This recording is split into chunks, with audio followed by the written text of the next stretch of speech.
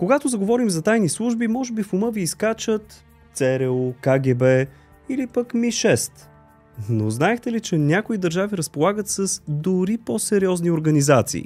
Нека ви разкажа за света на шпионите, за ултрависоките технологии, за страховитите агенции от миналото и за информация, която е повече от строго секретна. Давайте направо да започваме. Номер 10. Мосад. Знаехте ли, че израелската Мосад е една от най-старите, най-способните и най-страшните шпионски служби в света? В превод абревиатурата означава Институт за разследване и специални задачи. Една от основните й функции е събиране на разузнавателна информация, провеждане на контратероризъм, както и тайни операции в чужбина. През 1972 година в терористичен атентат по време на Олимпийските игри в Мюнхен членове на палестинската сепаратистка групировка Черния септември убиват 11 израелски спортисти. След така нареченото клане в Мюнхен, агентите на Мосад провеждат мащабни операции в няколко европейски държави с цел да открият атентаторите и директно да ги ликвидират. Има филм по темата, казва се Мюнхен и горещо ви го препоръчвам, защото е наистина доста напрегнат. Друга интересна мисия на Мосад е намирането на доктор Йозеф Менгеле, известен като Ангелът на смъртта, който по време на Втората световна война провежда редица ужасяващи експерименти с евреите. След дългогодишно издирване, именно агентите на Мосад намират Менгеле през 1979 в Бразилия. Точните събития естествено не са особено ясни, тъй като мисията е строго секретна. В момента един от фокусите на агенцията е ислямистката групировка Хамас в Палестина. Преди години бях чул някъде от един психолог, който работи с агентите на Мосад, че единствената му задача с тях била да предотврати самоубийството им. Не знам дали изобщо някой от нас може да си представи какво психическо натоварване е да работиш като двоен таен агент. Номер 9. ЦРУ. Централното разузнавателно управление на САЩ, или накратко ЦРУ, е създадено през 1947 година от президента Хари Труман. За работата на спряганата за най-добра разузнавателна агенция се знае малко. Разполага с множество свръхсекретни обекти, до които имат достъп само шепа хора. Детайлната информация за текущи или пък отминали разработки на агенцията е почти невъзможно да достигне до широката общественост. Често дори самият президент на САЩ няма никаква представа за някой от тях. Хората, които работят в тази структура, се избират по възможно най-високи критерии и се обучават с години. Някои от методите на работа при разследване на ЦРУ са наистина брутални.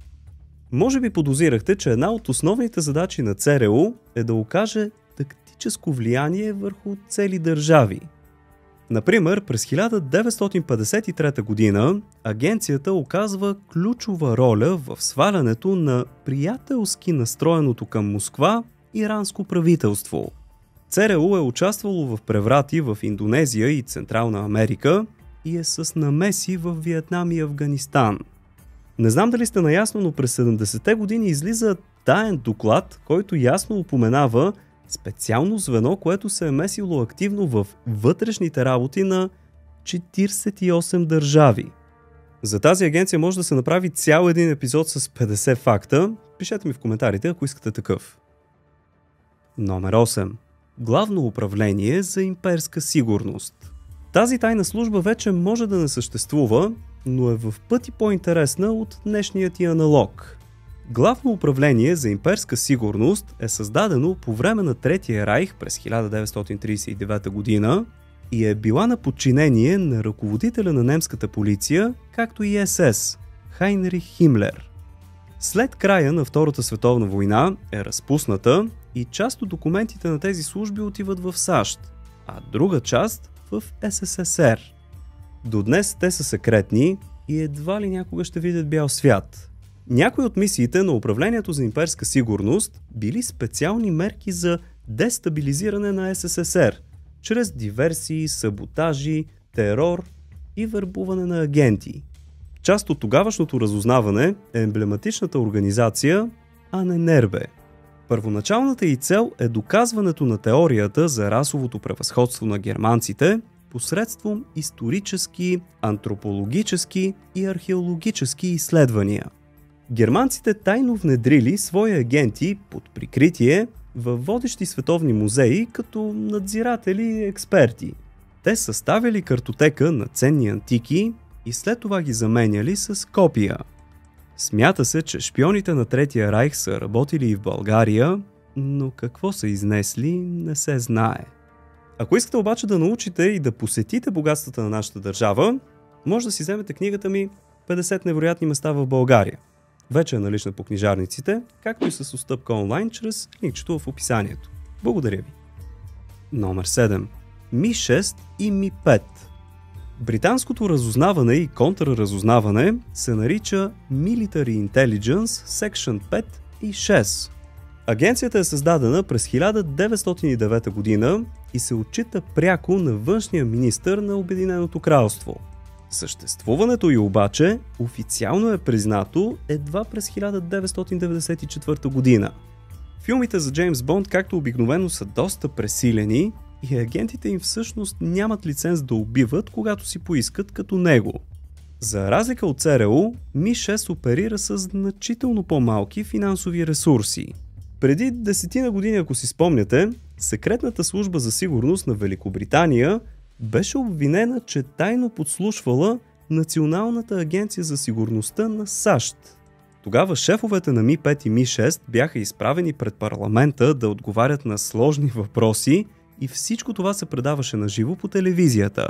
Европа също поиска обяснения за някои от действията на британските шпиони. Обвиняваха ги, че редовно са си позволявали да действат извън правомощията за тези структури. Интригата се заплиташе все повече с времето, когато Едуард Сноудън разкри, че британците са предавали секретна информация, свързана с Европейския съюз и Брюксел, на американците.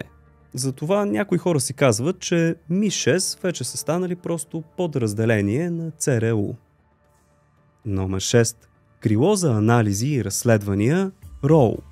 Ще се учудите, но Индия си има много сериозна разузнавателна служба, която си действа до ден днешен. Създадена е през 1968 година в следствие на проваленото разузнаване по времето на Китайско-индийската война през 1962. При създаването си, основната мисия на агенцията била да се поддържа осведоменост за военните и политически действия на Китай и Пакистан. Както разбира се, да се оказва и контрол върху военното оборудване на пакистанците. Може би сте наясно, че индийците си имат проблеми с тези две държави, меко казано. Една от най-успешните мисии от съществуването на РОУ е настройването на населението в източен Пакистан и по-нататъчното отцепване като отделна държава. Така, скъпи приятели, се създава Бангладеш, исторически момент, който разделя източен и западен Пакистан. И така, скъпи приятели, стигнахме до средата.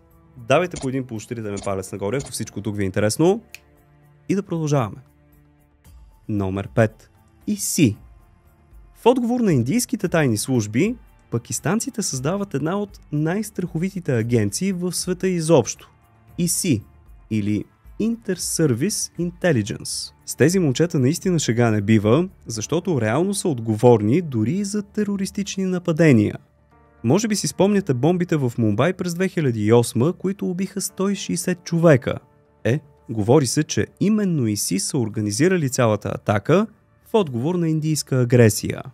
Отделно през 80-те години те силно подкрепяха афганистанците във войната им с Съветския съюз. Общо взето това си е една терористична организация, облечена в държавна униформа. Номер 4. Генерална дирекция за външна сигурност. Това са френските тайни служби, които смятат за себе си, че са едни от най-елитните в света, лежейки на дългогодишната си история. Тази агенция е повече специализирана в икономически шпионаж, стратегии за научно-изследователска дейност и събиране на знания относно интелектуална собственост, като например техники, индустриални продукти и идеи като цяло. DGSR, както е съкръщението на агенцията, всъщност основно е шпионирала американските технологични гиганти като IBM през 70-те и 80-те години. Това е една от дейностите в шпионажа, където френската агенция се отличава от всички останали. Така известният индустриален шпионаж подпомага множество френски компании в почти всяка една индустрия. По този начин Франция успява да индустриализира и материализира събраната информация. През последните десетилетия агенцията е участвала в множество граждански войни, борба с тероризма и други операции по света, особено в Африка. Знаехте ли, че с промокодовете Clash12 за OzonBG и The Clasher за ArdesBG ще получите намаление, пък и въвеждайки ги всеки път ще подкрепите канала, за което ви благодаря. Номер 3. КГБ. Руската служба за сигурност, разузнаване и тайна полиция на СССР КГБ е основана през 1954 година и прекратява дейност през 1991, но е наследена от Федерална я служба безопасности или ФСБ. Преди малко ви споменах за активното включване на ЦРУ във вътрешните работи на други държави и избора или пък свалянето на дадено правителство. КГБ не остават по-назад. През 1979 година в операция Буря 333 съветски спецчасти щурмуват двореца на афганистанския държавен глава Хафизула Амин, който по онова време е бил така приятелски настроен към Съединените щати. В същия ден по-голямата част от охраната на двореца е убит. Арестувани са над 150 човека, а Хафизула Амин е обявен за мъртъв. Настоящият президент на Руската федерация Владимир Путин също е бил агент на КГБ, въпреки че неговите бивши колеги споделят, че не се е откроявал с нещо специално. Основната му задача била да набавя политическа и научно-техническа информация за Федерална република Германия. Смята се, че КГБ е разполагало с милиони и половина сътрудници по целия свят, а финансирането на мисиите е било направо колосално. Подобни на МК Ултра проекти за контрол на човешкото съзнание също се смята, че са разработвани от съветските тайни служби. Говори се за множество експерименти с хора, както и опити да се създават свръхчовеци. Номер 2. МСС. Министерството на държавната сигурност е разузнавателната служба на Китайската народна република. Счита се за най-голямата в света, с най-много агенти по всички континенти. Откроява се с изключително агресивни и нетрадиционни стратегии за събиране на информация, касаеща сигурността на държавата. Двойни агенти обаче и тук не липсват. В годините се е случвало китайски шпиони да се оказват информатори на ЦРУ, както и обратното. Една от основните дейности на шпионите е не само да събират информация чрез всякакви методи, но и да насаждат идеи. Точно в това биват обвинявани китайските тайни служби през последните няколко десетилетия. Теорията за мирния възход на Китай, а именно, че Китай ще се развива и ще расте във властта си, без да се конфронтира с Съединените щати и Русия, е една от най-влиятелните идеи, за които се твърди, че произхожда от китайското разузнаване. Структурата на МСС е изключително сложна и съдържа в себе си много подразделения с различни дейности. Според някои източници, МСС упражнява контрол над всичко, което се случва в Китай и следи всяка стъпка на своите граждани. Номер 1. Разузнавателна агенция Vatican City. Изобщо не бихте предположили, че именно Ватиканът ще има една от най-сериозните разузнавателни агенции в света, нали? Въпреки че наистина много малко се знае по темата, се смята, че разузнаването на Ватикана е внедрено в почти всички правителства на света. Може би това е най-информираният център и то не само за това, което се случва, но и това, което предстои. През годините папското разузнаване е работило с всички други чужди тайни агенции, като например ЦРУ и КГБ. По времето на Втората световна война, пък и малко след това, Светият престол е имал много дълбоки взаимоотношения с Третия райх. Знаете за архивите на Ватикана. Смята се, че там се пазят най-големите тайни на човечеството, а именно техните служби, са първи пристигнали, когато е направено голямо историческо откритие. Първо минават техните агенти и решават кое да се съобщи публично и кое не. Я ми кажете в коментарите, коя агенция според вас най-много се меси в чуждите държавни дейности. Хаштаг бонус. Държавна сигурност. България също си е имала тайни служби, или хайде не чак толкова тайни, в лицето на Държавна сигурност или ДС. Създадена е през 1925 и целта е разузнаване и контрол на народните настроения. Няма как да не сте чували по новините, че еди кой си политик бил агент на Държавна сигурност. Но, скъпи приятели, повечето агенти са били просто доносници, които са пели всичко на държавата. Има обаче една много интересна тайна мисия на Държавна сигурност, при която те прибират история славяно-българска от гърците.